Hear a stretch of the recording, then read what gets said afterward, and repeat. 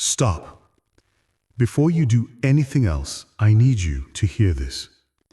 Right now, at this very moment, there is someone out there who is less intelligent than you, less talented than you, less educated than you, and they are making 10 times the money you make. That is not an accident. That is not luck. That is not because the universe chose them and forgot about you. It is because they think differently. That is it. That is the entire secret. You were not born broke. You were programmed to be broke. Every struggle you have with money, every bill that keeps you up at night, every time you tell yourself, I just cannot afford it, that is not your reality. That is your programming. And today, right now, in the next few hours, we are going to rip that programming out of your head and replace it with something that actually works. This audiobook is not about budgeting tips. This is not about saving $3 on your morning coffee. This is about transforming the way your brain processes money so that wealth becomes inevitable. Listen until the very end. Your future self will thank you. There is a lie that was planted in your mind before you were old enough to question it. It was planted by people who loved you. It was reinforced by teachers you trusted. It was confirmed by a society that needed you to believe it. And that lie has been quietly destroying your financial life ever since. The lie is this: money is hard to get. Say it out loud. Feel how natural it sounds. Feel how true it feels. That is because you have heard it thousands of times in thousands of different ways. Money does not grow on trees. We cannot afford that. Rich people are greedy. You have to work hard for every penny. Be grateful for what you have. These phrases sound wise. They sound responsible, but they are poison. They are financial poison dressed up as parental wisdom, and they have been running your money life like an invisible operating system since you were 5 years old. Let me tell you a story. There were two boys who grew up on the same street, went to the same school, and had roughly the same intelligence. Let us call them Daniel and Marcus. Daniel's father was a factory worker. Every Friday night, Daniel watched his father sit at the kitchen table, counting bills, rubbing his forehead, and muttering about how money was tight. Daniel's mother would clip coupons and say things like, "We are not made of money," and "That's for rich people, not for us." Marcus, on the other hand, grew up 3 houses down. His father was not wealthy either. He drove a taxi. But Marcus's father talked about money differently. At dinner, his father would say things like, "Money is a tool, and tools are everywhere if you know where to look." When Marcus wanted something expensive, his father did not say, "We cannot afford it." He said, "How could we afford it? Let's figure it out."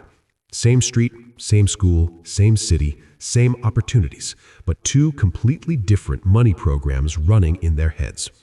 Fast forward 20 years. Daniel is working a job he hates, living paycheck to paycheck, telling his own children the same things his father told him.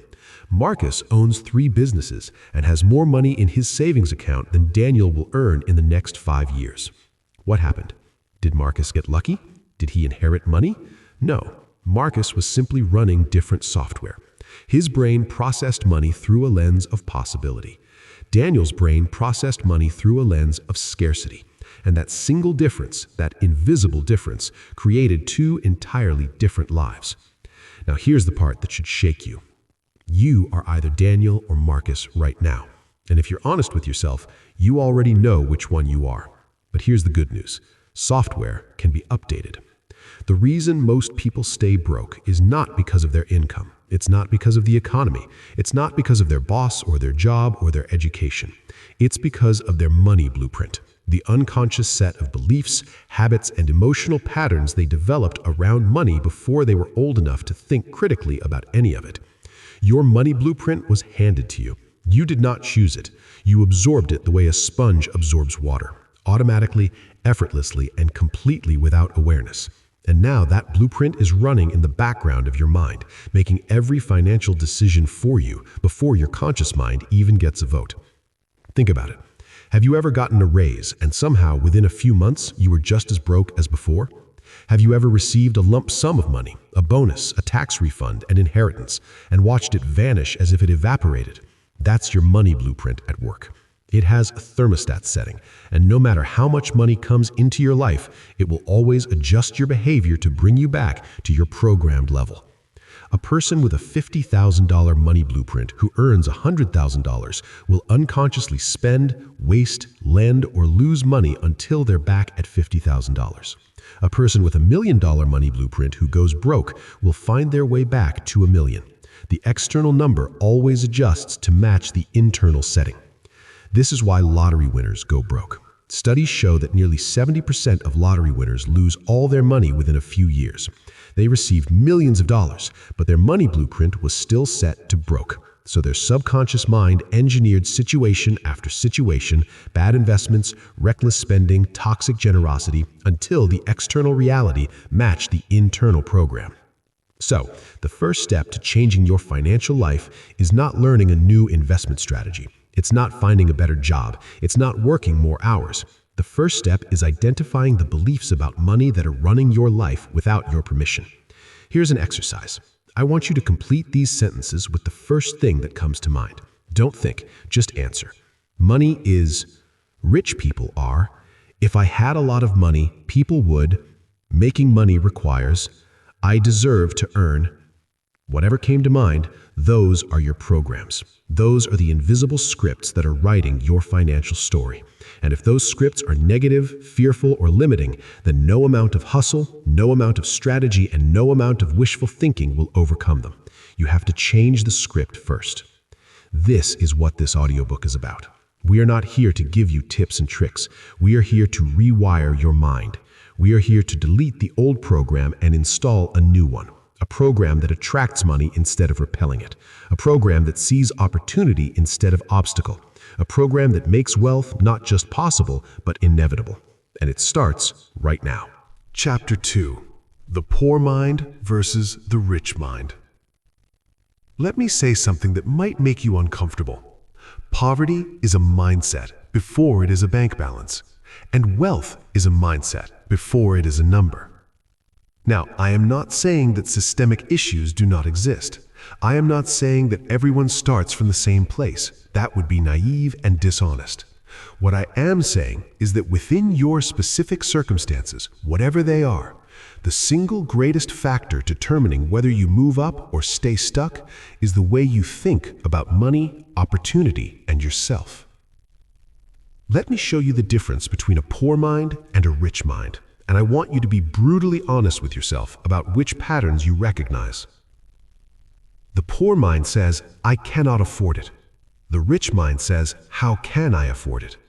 This is not just a cute semantic trick. This is a fundamental difference in how the brain operates.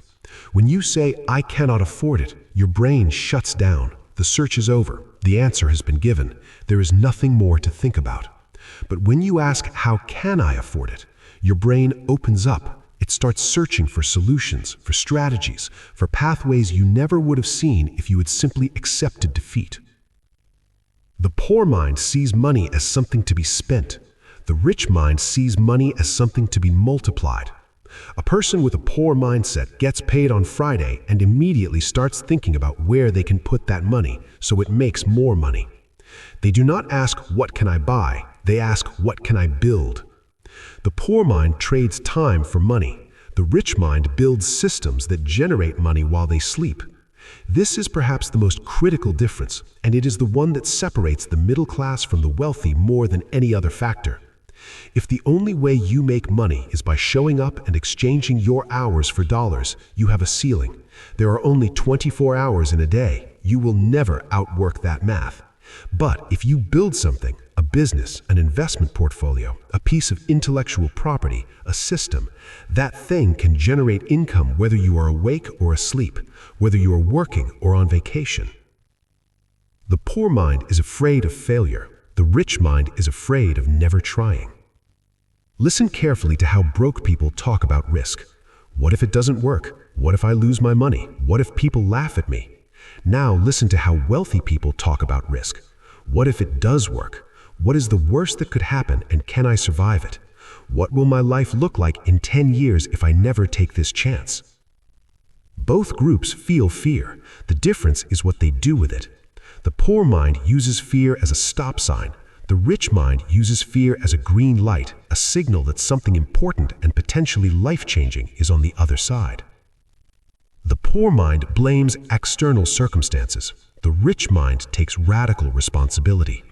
When something goes wrong financially, the poor mind immediately looks outside. The economy is bad, my boss is unfair, the system is rigged, taxes are too high. And some of those things might even be true. But the rich mind does not care whether they are true. The rich mind asks a different question. Given everything that is happening, what can I control and what am I going to do about it? This is not about ignoring reality. This is about refusing to be a victim of it. Let me tell you about a woman named Sarah. Sarah grew up in one of the poorest neighborhoods in her city. Single mother, 2 jobs, barely enough to cover rent. Every person in her life told her this was just how it was. This was her lot in life. Accept it. Be grateful. Don't dream too big. But something inside Sarah refused to accept that story.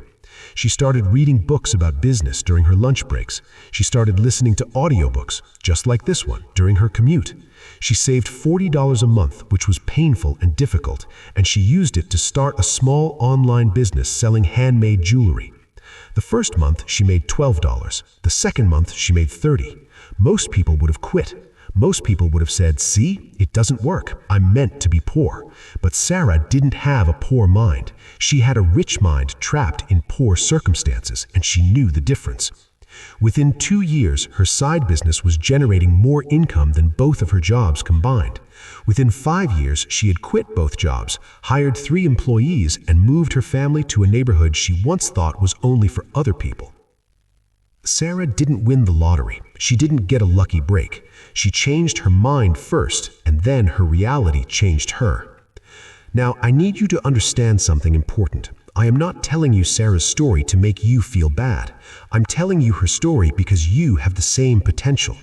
You're listening to this audiobook right now, which means something inside you already knows that your current financial situation is not your final destination. Something inside you is hungry for more. That hunger is not greed. That hunger is your potential knocking on the door, begging you to open it. The question is, will you open it? Or will you do what most people do? Listen, feel inspired for a few hours, and then go right back to the same old patterns. That choice is yours. But I'll tell you this, if you stay with me until the end of this audiobook, going back to the old way of thinking is going to be very, very difficult, because once you see the truth about money, you can't unsee it. Chapter 3: The Invisible Scripts Running Your Life.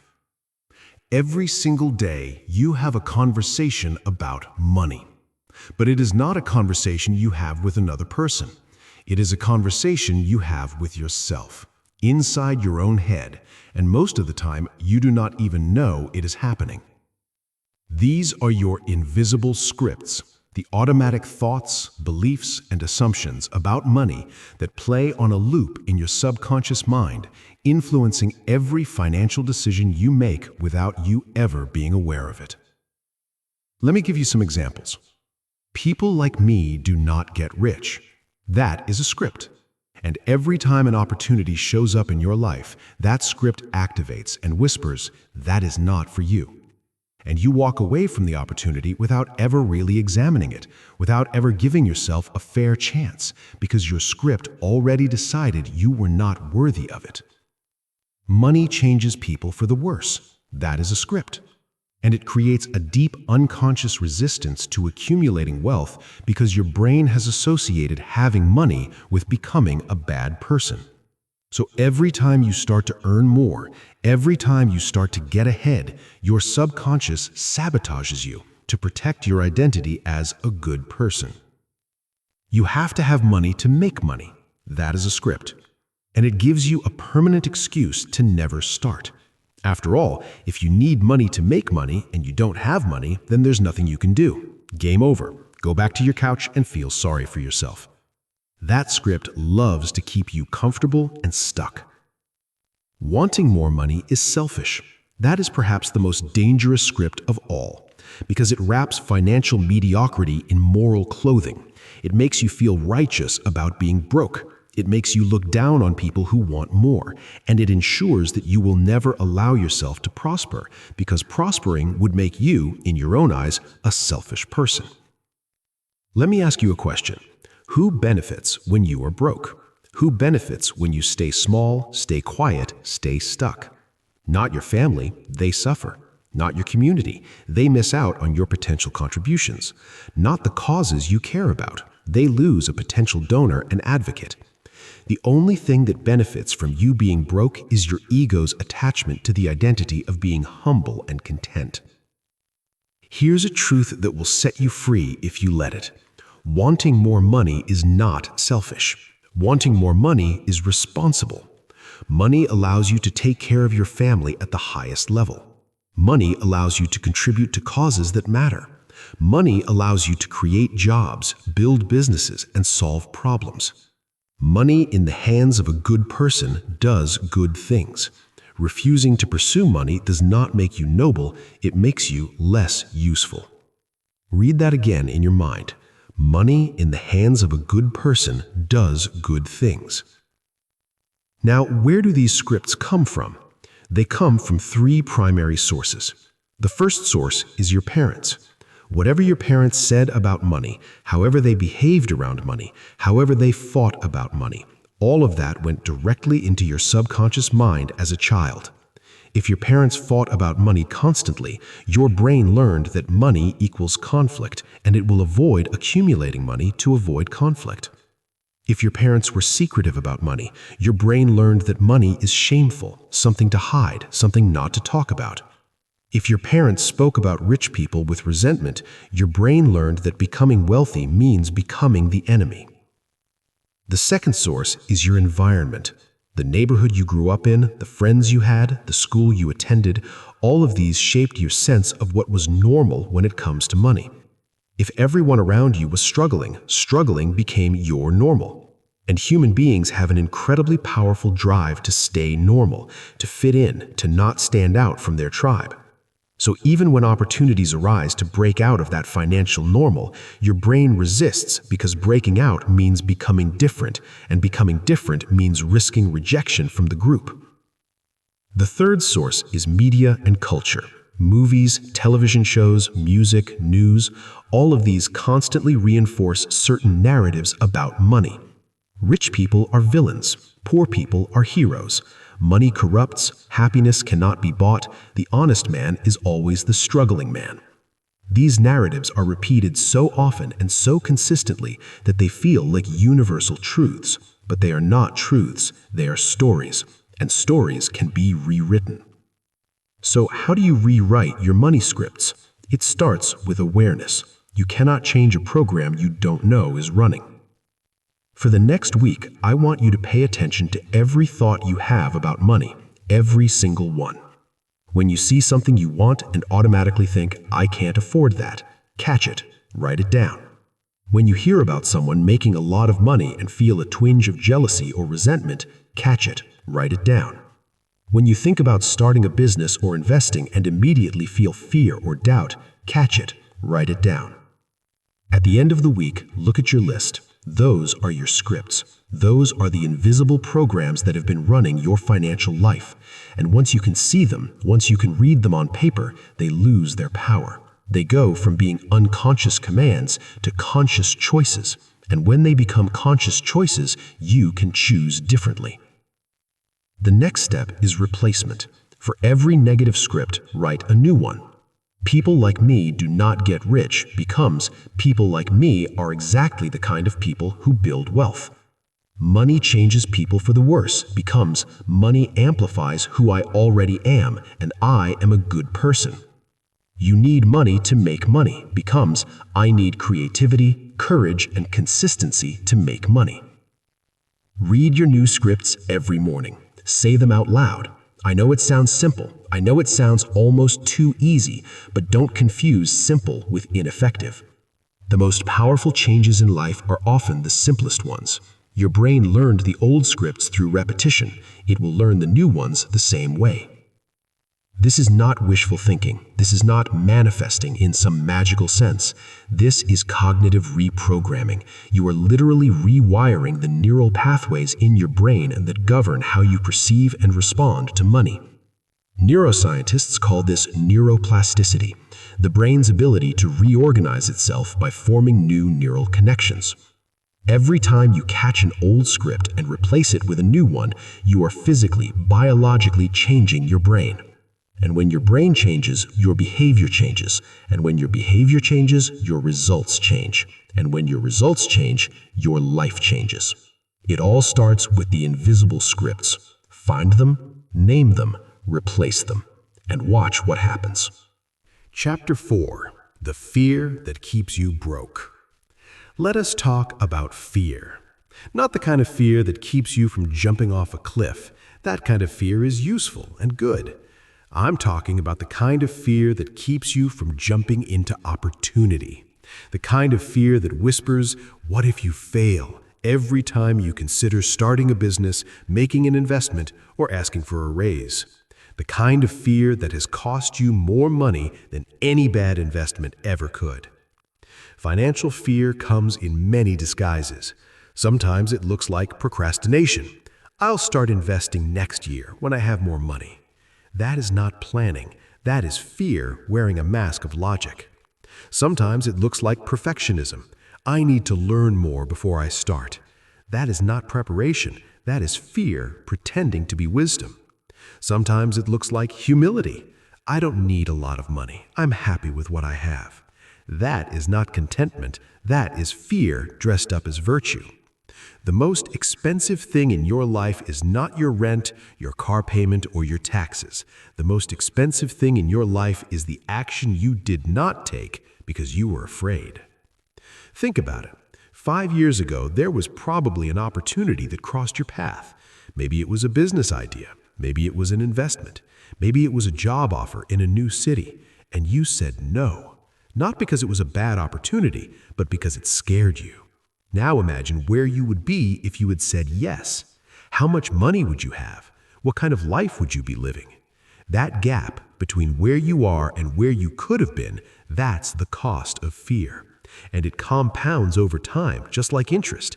Every year you wait, every opportunity you pass up, the cost grows larger and larger, until one day you look back and realize that fear has stolen more from you than any thief ever could. Now, let me be clear about something. I'm not saying you should be reckless. I'm not saying you should throw your life savings into some random cryptocurrency or quit your job tomorrow with no plan. That is not courage. That is stupidity. What I am saying is that there's a massive difference between calculated risk and reckless risk, and most people who are stuck financially have never learned to tell the difference. Calculated risk means you've done your research, you understand the potential downside, you can survive the worst-case scenario, and the potential upside is significantly greater than the potential downside. That is a risk worth taking. Reckless risk means you have not done your research, you're acting on emotion, you cannot survive the worst-case scenario, and you're hoping for a miracle. That is gambling, not investing. Most wealthy people are not big risk takers. That's a myth. Most wealthy people are calculated risk takers. They don't avoid risk, they manage it. They don't eliminate uncertainty, they prepare for it.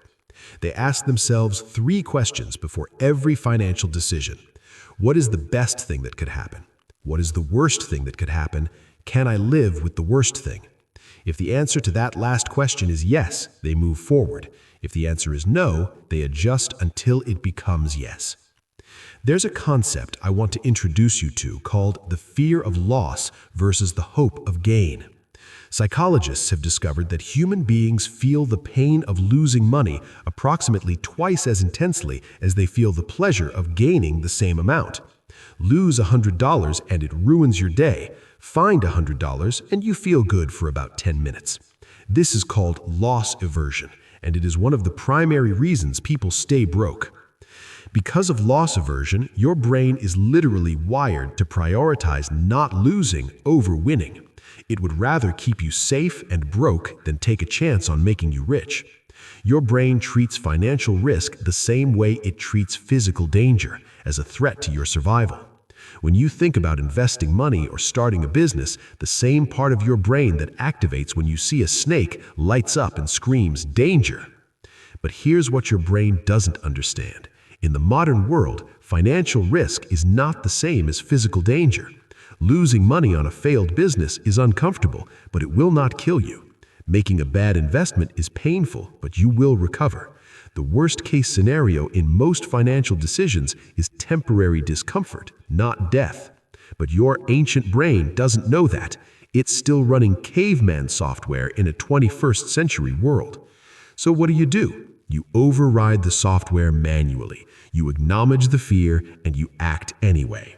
You feel the resistance and you move forward anyway. Not blindly, not recklessly, but deliberately, with a plan, with research, and with the understanding that some level of discomfort is the price of admission to a wealthier life. Every successful person you admire was afraid. Every single one. The difference is they didn't let fear make their decisions. They felt the fear and made the decision themselves. Let me tell you about a man named James. James worked as an accountant for 15 years. Good salary, stable job, benefits. But every single day, James felt a quiet desperation. He had an idea for a financial consulting business that he knew could work. He had the knowledge, he had the connections, he had everything he needed except one thing: the courage to start. For 10 years, James made excuses. The timing is not right. I need more savings. What about my health insurance? Every excuse sounded reasonable. Every excuse felt logical, but every excuse was just fear in disguise. One day, James calculated something that changed his life. He calculated the cost of not starting.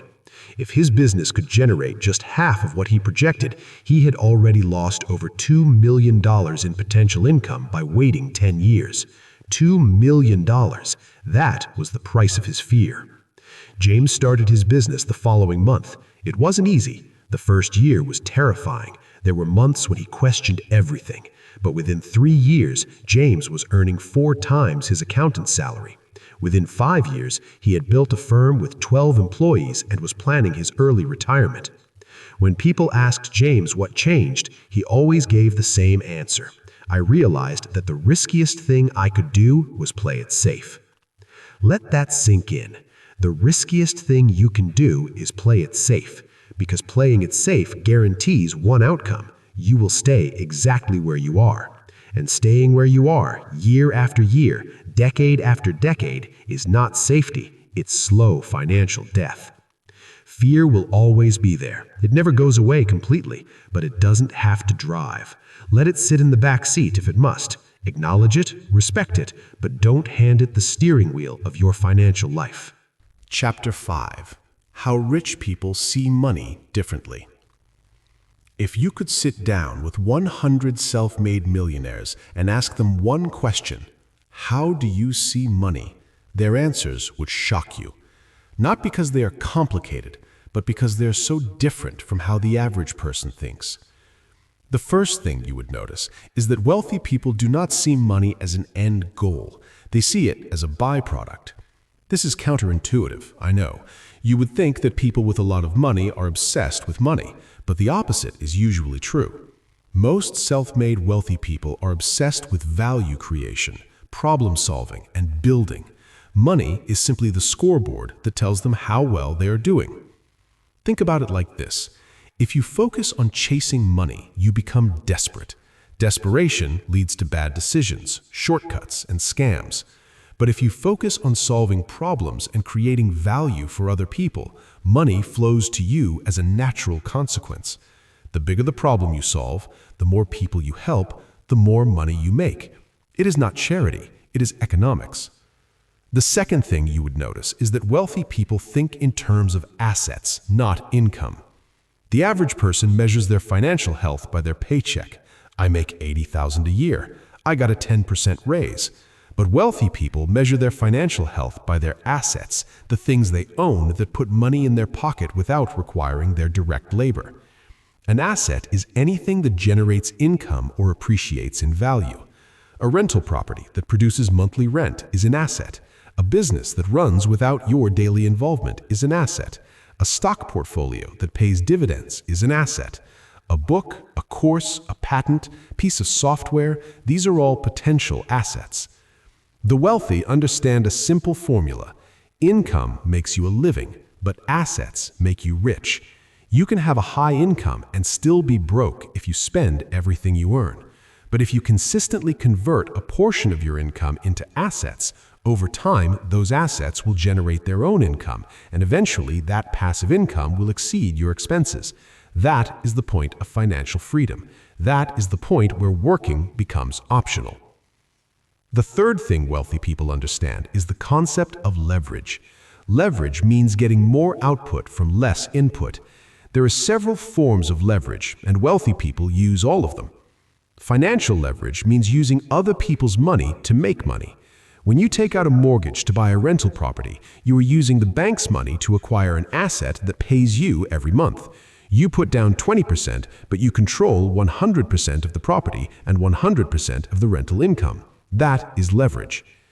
Time leverage means using other people's time to accomplish more than you could alone. When you hire an employee, you are buying their time so you can focus your time on higher value activities. One person can only do so much, but a team of 10 can do 10 times as much. A team of 100 can do 100 times as much. That is leverage. Knowledge leverage means using specialized information to make better decisions. When you understand tax law, you keep more of what you earn.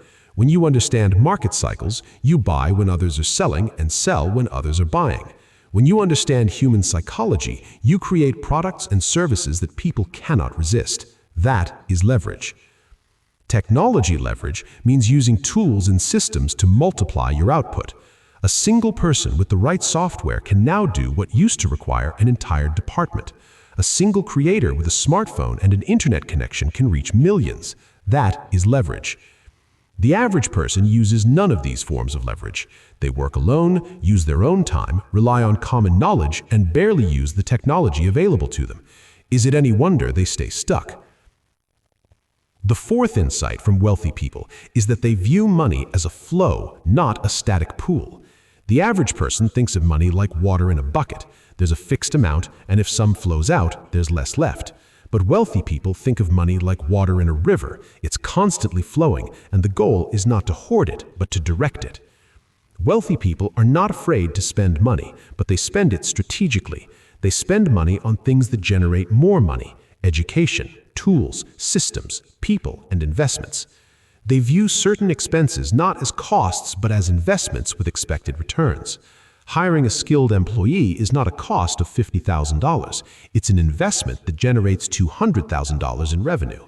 Taking a course is not a cost of $500. It's an investment that teaches you a skill worth $50,000 a year. The average person sees all spending as loss. The wealthy person distinguishes between spending that depletes and spending that multiplies, and that distinction makes all the difference. The fifth and perhaps most important insight is that wealthy people play the long game. The average person wants to get rich quick. They want the shortcut, the hack, the lottery ticket. Wealthy people are willing to get rich slow. They understand that wealth is built through consistent action over time, not through one lucky break. Compound interest is the most powerful force in finance, and it only works if you give it time. $100 invested today at 10% annual return becomes over $17,000 in 50 years without adding another penny. But it only looks impressive after decades. In the first few years, the growth is so small it feels pointless, and that's exactly where most people quit. Wealthy people don't quit during the boring middle. They understand that the magic of compounding is backloaded. Most of the growth happens in the later years. They're willing to be patient, to stay consistent, to keep investing even when the results seem insignificant. And that patience, that willingness to delay gratification is what ultimately separates the rich from the broke. You don't need to be smarter than everyone else. You don't need to be luckier than everyone else. You just need to see money the way wealthy people see it, as a tool, as a flow, as a byproduct of value, and as a game best played with patience and leverage. Chapter 6. The Income Trap. Why your salary will never make you rich. This chapter might be the most important one in this entire audiobook, and it contains a truth that most people spend their entire lives never understanding. So, listen carefully. Your salary is a trap. I know that sounds extreme. I know your salary pays your bills. I know it puts food on the table and keeps a roof over your head. I am not dismissing the importance of having income. What I am telling you is that if your salary is your only source of income, you are building your financial life on quicksand. Here is why. A salary is linear income. You work 1 hour, you get paid for 1 hour. You work 40 hours, you get paid for 40 hours. There is a direct one-to-one relationship between your time and your money. And that means your earning potential has a hard ceiling, the number of hours in a day multiplied by your hourly rate, whether that rate is $15 or $500. Even high-earning professionals, doctors, lawyers, executives are caught in this trap. They earn more per hour, but they are still trading time for money. And because they earn more, they spend more. They buy bigger houses, nicer cars, more expensive vacations. Their lifestyle inflates to match their income, and they end up just as trapped as someone earning a fraction of what they make. This is called lifestyle inflation, and it is the silent killer of wealth. Let me give you a number that will disturb you. The average American earning $100,000 a year, which most people consider a great salary, will earn approximately $4 million over a 40-year career. That sounds like a lot of money, but after taxes, housing, food, transportation, insurance, and all the other costs of living, most of those people will retire with less than $200,000 in savings. They earned $4 million and kept less than 5% of it. $4 million flowed through their hands over 40 years, and they have almost nothing to show for it. Not because they were irresponsible, not because they were bad people, but because they were caught in the income trap. Earning, spending, never building anything that could generate income on its own. Now let me contrast that with a different approach. Imagine you took just 10% of your income, whatever that income is, and instead of spending it, you invested it in assets. Not lottery tickets, not get-rich-quick schemes. Real assets. Index funds, rental properties, a side business, anything that can grow and compound over time. At $100,000 per year, 10% is $10,000 annually. Invested at an average return of 8%, compounded over 30 years, that $10,000 per year becomes over $1.2 million. You did not need a raise. You did not need a promotion. You did not need a lucky break. You just needed to redirect 10% of what was already flowing through your hands.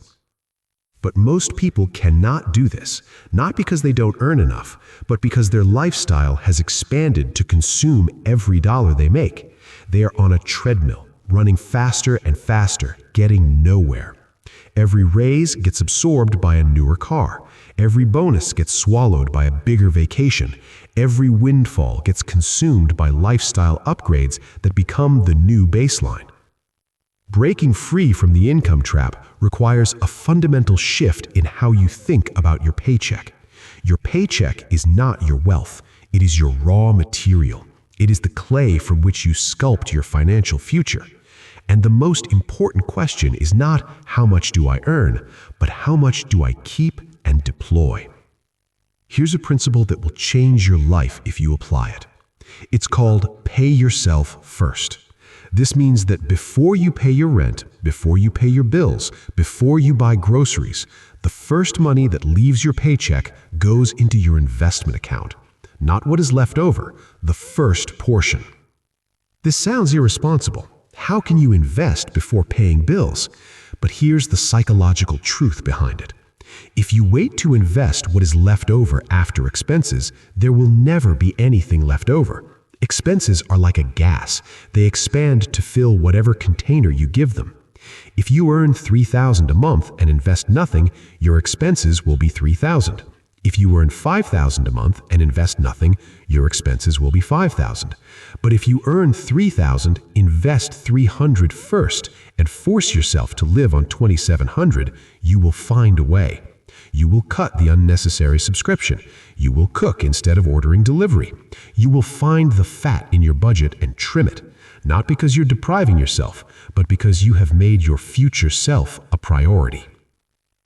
The second key to escaping the income trap is building what I call an income engine, a source of income that is not directly tied to your time. This could be a small online business. It could be a rental property. It could be a portfolio of dividend-paying stocks. It could be digital products, royalties, licensing fees, and any number of things that generate money without requiring you to be physically present and actively working. Building an income engine takes time. It takes effort. It might take years before it generates anything meaningful. But once it does, it changes the entire equation of your financial life. Because now you have two sources of income, your salary and your engine. Your salary covers your expenses. Your engine builds your wealth. And over time, as your engine grows, you reach a point where your engine produces more income than your salary.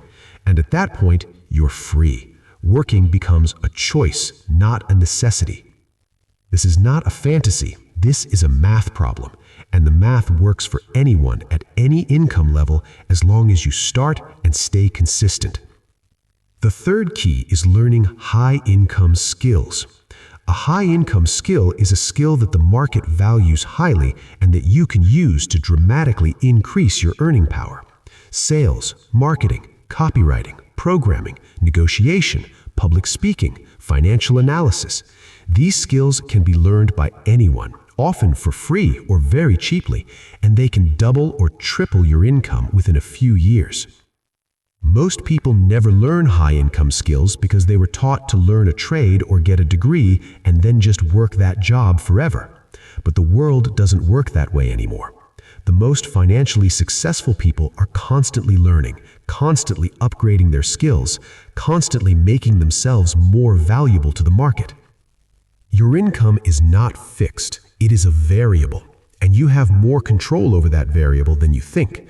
But you have to stop waiting for your boss to give you a raise and start investing in yourself to create your own raise. The income trap is real, but it is not a prison. It's a puzzle. And now that you understand how it works, you can start solving it. There is a way of thinking that separates the wealthy from everyone else, and it has nothing to do with intelligence, education, or talent. It is called systems thinking, and once you understand it, you will never see money or life the same way again. Most people think in terms of goals. I want to save $10,000. I want to pay off my debt. I want to make 6 figures. Goals are fine. Goals give you direction. But goals alone are almost useless without systems. A goal is the result you want.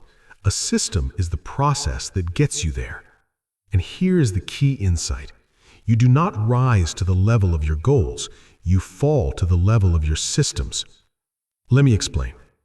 If your goal is to save $10,000, but your system involves spending everything you earn and hoping there will be something left at the end of the month, you will never reach that goal. Your system, the daily automatic process by which you handle money, is working against you. But if your system involves automatic transfers of a fixed amount into a savings account every payday, you will reach that goal almost inevitably, because your system does the work for you, regardless of how motivated or disciplined you feel on any given day. Goals require willpower. Systems require setup. And willpower is a finite, unreliable resource that depletes throughout the day, while a well-designed system runs automatically without requiring any willpower at all. This is why wealthy people are obsessed with systems. They do not rely on motivation. They do not rely on discipline. They build systems that make the right financial behavior automatic and the wrong financial behavior difficult. Here's an example. A wealthy person who wants to invest consistently does not sit down every month and make a decision about whether to invest. That would require willpower. and some months they wouldn't feel like it, and some months they would skip it, and the whole thing would fall apart. Instead, they set up an automatic investment, a system that pulls a fixed amount from their bank account and invests it on the same day every month without any action required. The decision is made once. The system executes it forever. Here's another example. A wealthy person who wants to avoid impulse spending does not rely on self-control in the moment. They build a system. They leave their credit cards at home. They implement a 24-hour rule. Any purchase over a certain amount has to wait 24 hours before they buy it. They unsubscribe from marketing emails. They delete shopping apps from their phone. They make impulse spending structurally difficult so that willpower is never tested. Now let's zoom out and apply systems thinking to income generation. Most people who want to make more money think about it in terms of effort. I need to work harder. I need to work longer hours. I need to hustle more.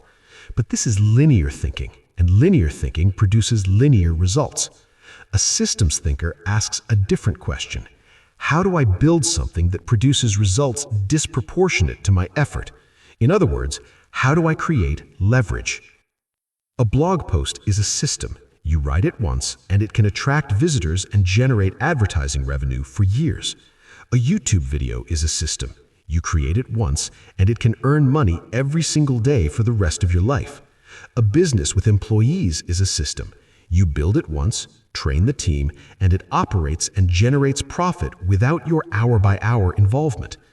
The wealthy do not work harder than everyone else. In many cases, they work less, but they work differently. They spend their time building systems, machines that produce value automatically, rather than trading their time directly for money. Here's how to start thinking in systems in your own financial life. Step 1. Identify the financial outcomes you want. More savings, less debt, more income, specific, measurable outcomes. Step 2. Design the process that will produce those outcomes automatically. What daily, weekly, or monthly actions, if executed consistently, will inevitably lead to those outcomes? Be specific. Step 3. Automate as much of the process as possible. Set up automatic transfers, automatic investments, automatic payments. Remove yourself from the equation wherever you can. The less you rely on your daily motivation, the more reliable your system becomes. Step 4. Measure and adjust. A system is not something you set up once and forget forever. It's something you monitor, evaluate, and optimize over time. Are you saving as much as you planned? Is your investment growing as expected? Is your side business generating the revenue you projected? If not, adjust the system, tweak the inputs, change the variables. But don't abandon the system entirely just because the first version wasn't perfect.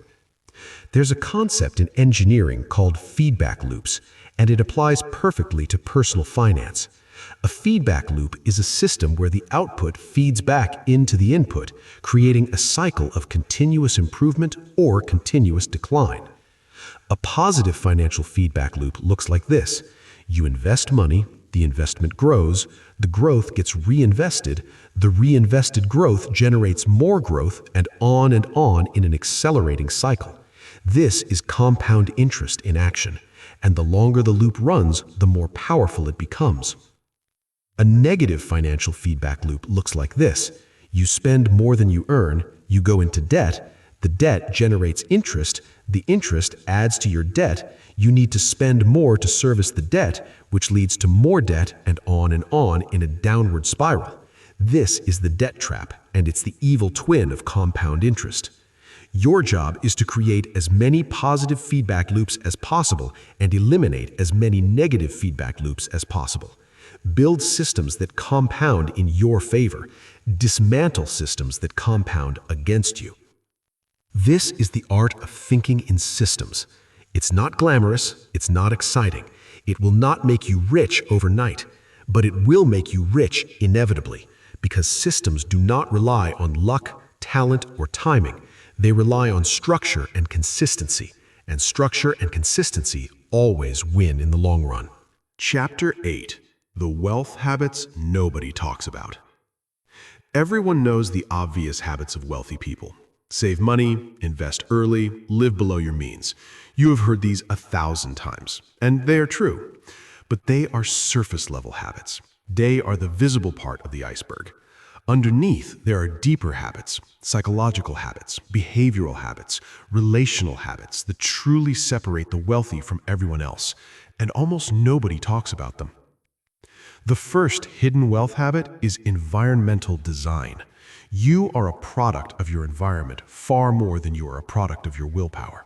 The people you spend time with, the content you consume, the physical spaces you inhabit, all of these shape your thoughts, your beliefs, and your behaviors in ways you cannot consciously control. Wealthy people are ruthless about their environment. They surround themselves with other ambitious, financially successful people, not because they're elitist, but because they understand the power of social influence. If your 5 closest friends are broke, you will adopt their habits, their attitudes, and their beliefs about money, even if you consciously disagree with them. If your 5 closest friends are building wealth, you will absorb their habits, their language, and their expectations, even without trying. This is not about abandoning your current friends. It is about expanding your circle to include people who are where you want to be financially. Join communities, attend events, find mentors, listen to audiobooks like this one. Deliberately expose yourself to wealthy thinking until it becomes your default. The second hidden wealth habit is what I call strategic incompetence. This sounds strange, so let me explain. Wealthy people are very good at a few things and deliberately terrible at everything else. They focus obsessively on their highest value activities, the things that generate the most money and impact, and they delegate, outsource, or simply ignore everything else. The average person tries to do everything themselves. They mow their own lawn, do their own taxes, handle their own bookkeeping, manage their own social media, fix their own car, and clean their own house. They see this as responsible and frugal, but it is actually a wealth-destroying behavior because every hour spent on a low-value task is an hour not spent on a high-value task. If your time is worth $50 an hour in your highest value activity, and you spent 3 hours mowing your lawn instead of paying someone $30 to do it, you have not saved $30. You have lost $120 in potential earnings.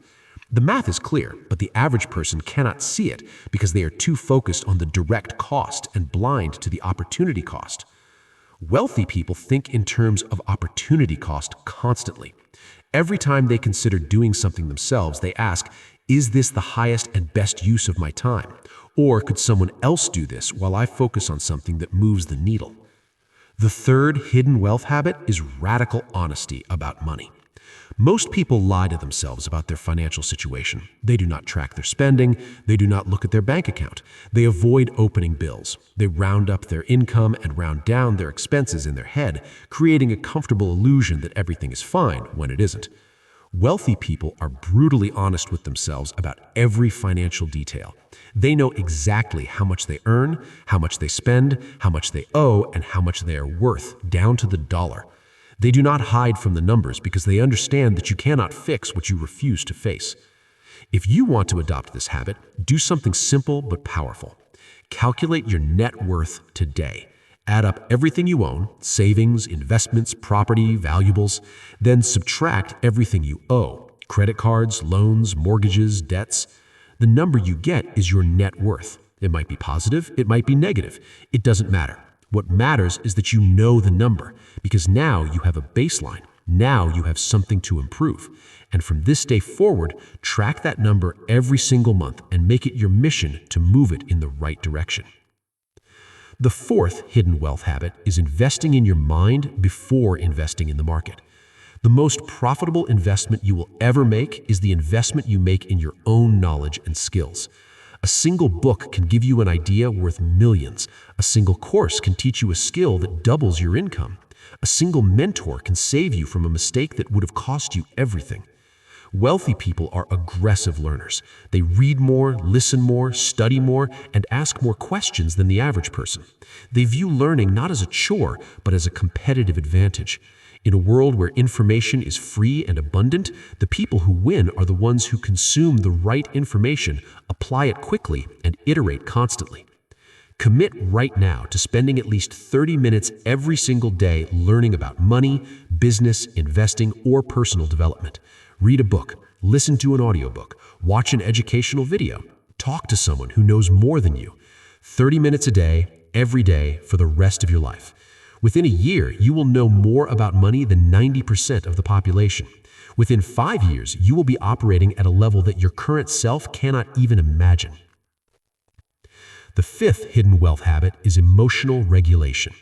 Money is emotional, spending is emotional, investing is emotional, negotiating is emotional, and the person who can manage their emotions around money will always outperform the person who cannot.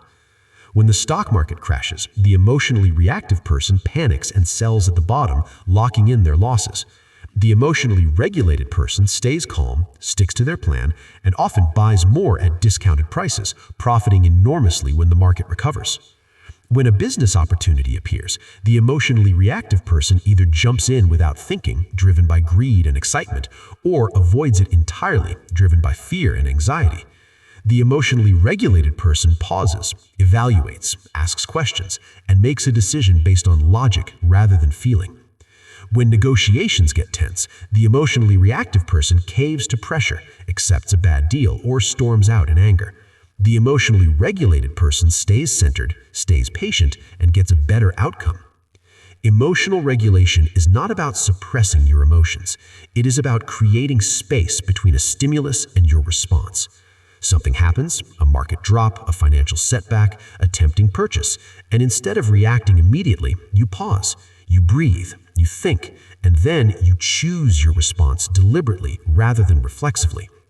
This habit alone, the ability to pause and choose rather than react, will save you more money and make you more money than almost any other skill you could develop. These are the habits nobody talks about, not because they're secret, but because they're unsexy. They don't make good headlines, they don't go viral on social media, but they work. They work consistently, reliably, and powerfully. And if you adopt even 2 or 3 of them, your financial life will begin to shift in ways that will astonish you. Chapter 9. The Psychology of Spending, Saving, and Investing. Every financial action you take is driven by psychology. Not math, not logic, psychology. And until you understand the psychological forces driving your financial behavior, you will remain at their mercy. Let us start with spending, because that is where most people lose the wealth game before it even begins. There are 2 types of spending: conscious and unconscious. Conscious spending is when you deliberately evaluate a purchase, consider its value, and make an informed decision. Unconscious spending is when you buy things automatically, impulsively, or habitually without any real thought or evaluation. The terrifying truth is that the vast majority of spending is unconscious. Studies suggest that up to 90% of purchasing decisions are made below the level of conscious awareness. You do not decide to buy that coffee, your routine buys it for you. You do not decide to click Add to Cart, your dopamine system, triggered by the thrill of acquisition, decides for you. You do not decide to upgrade to the larger size. The clever pricing structure, designed by psychologists, decides for you. Companies spend billions of dollars every year studying human psychology for one purpose: to make you spend money without thinking.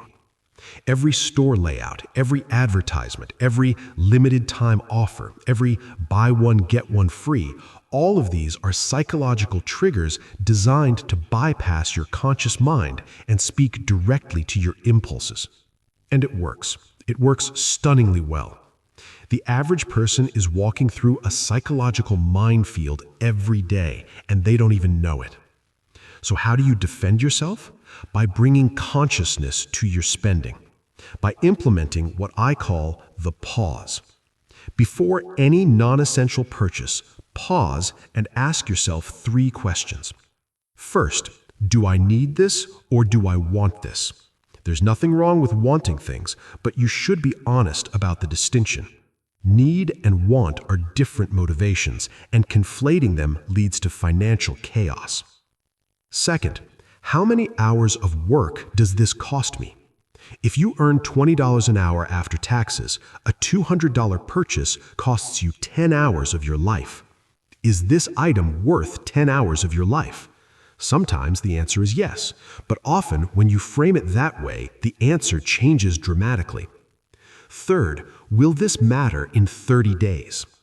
Most impulse purchases create a spike of excitement that fades within hours. The item ends up in a drawer, a closet, or a landfill within weeks. If a purchase won't matter to you in 30 days, it probably shouldn't matter to you today. Now let's talk about saving. And let me address the elephant in the room. Most people hate saving. It feels like deprivation. It feels like punishment. It feels like you're denying yourself the things that make life enjoyable. And the reason it feels that way is because most people frame saving as subtraction. They see it as taking money away from their present self and giving it to some hypothetical future self they can't relate to. But wealthy people frame saving differently.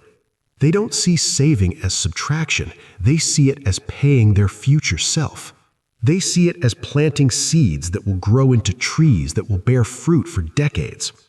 They don't feel deprived when they save. They feel powerful. They feel like they're building something. They feel like every dollar saved is a tiny soldier being deployed to fight for their financial freedom. This mental reframe from subtraction to investment, from deprivation to empowerment, changes everything. It turns saving from something you dread into something you take pride in. And when you take pride in something, you do it consistently. Here's a practical technique that makes saving nearly painless. Automate it and make it invisible. Set up an automatic transfer that moves a fixed percentage of your paycheck into a separate savings or investment account the day you get paid. Don't even look at it. Pretend that money doesn't exist. Adjust your lifestyle to your post-saving income. Within a few months, you won't even miss the money.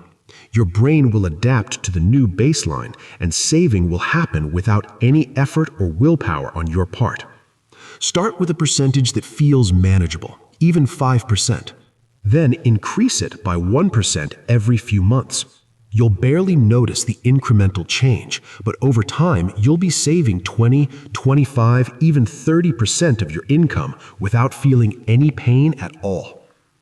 Now let's talk about investing. And let me start by saying that investing is not optional. If you're not investing, you're losing money, guaranteed. Because inflation, the gradual increase in the price of everything, erodes the value of your cash every single day. Money sitting in a regular bank account is losing approximately 2 to 4% of its purchasing power every year. That means if you have $10,000 in savings and you leave it there for 10 years, it will still say $10,000 on your bank statement, but it will only buy $7,000 or $8,000 worth of stuff. You've lost money without spending a single dollar. Investing is how you outrun inflation. It's how you make your money grow faster than prices rise, and it's far less complicated and far less risky than most people think. The biggest psychological barrier to investing is the belief that you need a lot of money to start. This was true 50 years ago. It is absolutely not true today.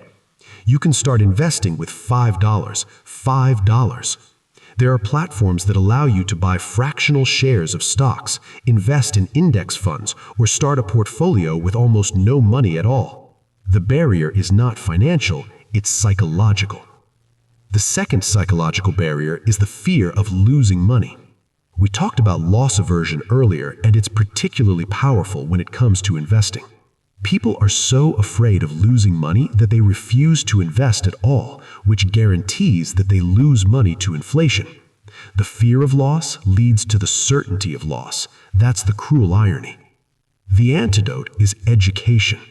The more you understand about investing, the less afraid you become. You learn that markets go up and down in the short term, but have consistently gone up in the long term. You learn that diversification, spreading your money across many investments, dramatically reduces risk. You learn that time in the market is more important than timing the market.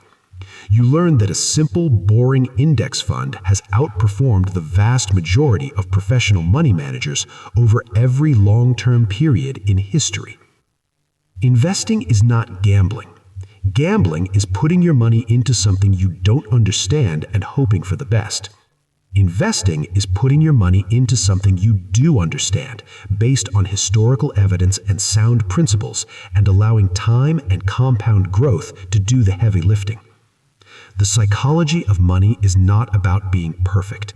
It's about being aware. Aware of the forces that drive your spending, aware of the mental frames that make saving feel like deprivation or empowerment, aware of the fears that keep you from investing. And once you're aware, you can choose. And when you can choose, you can change. We have covered a lot of ground in this audiobook. We have talked about money blueprints, invisible scripts, fear, systems, habits, psychology, and strategy. But there is one final piece that ties everything together, and it is the most important piece of all. You have to become a different person. Not a different person in the sense that you abandon who you are, but a different person in the sense that you upgrade who you are. You have to become the version of yourself that is capable of building and sustaining wealth. Because here is the truth that nobody wants to hear. You will never have more money than your identity can hold. Your identity, the story you tell yourself about who you are, acts as a container for your wealth. If your identity says, "I'm a middle-class person who works hard and gets by," then your financial life will never exceed that container. You might have temporary spikes of income, but you will always return to your identity's baseline, just like the lottery winners we talked about earlier. But if your identity says, "I am a person who builds wealth, creates value, and manages money wisely," then your financial life will expand to match that container. Opportunities will appear, decisions will shift, behaviors will change, not because of magic, but because identity drives behavior and behavior drives results. So how do you change your identity? Not overnight, not through affirmations alone, although they help. You change your identity through action. Every action you take is a vote for the type of person you want to become. When you save money instead of spending it impulsively, you cast a vote for the type of wealth builder. When you invest instead of consume, you cast a vote. When you read about finance instead of scrolling social media, you cast a vote. When you start a side business instead of watching television, you cast a vote. When you negotiate instead of accepting, you cast a vote. No single vote is decisive, but over time, the votes accumulate and a new identity emerges. You look in the mirror one day and you do not see a broke person pretending to be smart about money. You see a person who is genuinely, authentically good with money. And at that point, the external results follow the internal shift with stunning speed. There's a concept I want to leave you with. It is called the wealth thermostat, and it is the single most important concept in this entire audiobook. Think about the thermostat in your house. You set it to 72 degrees. When the temperature drops below 72, the heater kicks on and brings it back up. When the temperature rises above 72, the air conditioning kicks on and brings it back down. The actual temperature fluctuates, but it always returns to the set point. Your financial life works exactly the same way. You have a wealth thermostat, an internal set point that determines how much money you will have. If your set point is $50,000 in net worth, you will unconsciously make decisions that keep you near that number. Get a windfall that pushes you above it, you'll find ways to spend, lose, or give away the excess. Fall below it due to a setback, you'll find the motivation and resourcefulness to climb back up. The set point is not fixed. It can be raised, but it can only be raised from the inside out. You raise it by changing your beliefs about what you deserve. You raise it by changing your beliefs about what is possible. You raise it by exposing yourself to people and ideas that expand your sense of normal. You raise it by taking actions that stretch your financial comfort zone little by little until what once felt impossible feels natural. Every chapter of this audiobook has been designed to raise your wealth thermostat. Every story, every principle, every technique has been aimed at shifting your internal set point upward. And if you have listened carefully, if you have truly absorbed and internalized what we have discussed, your thermostat has already moved. But hearing is not enough. Knowledge without action is entertainment, and I did not create this audiobook to entertain you. I created it to change you. So here's what I want you to do. Tonight, before you go to sleep, write down 3 things.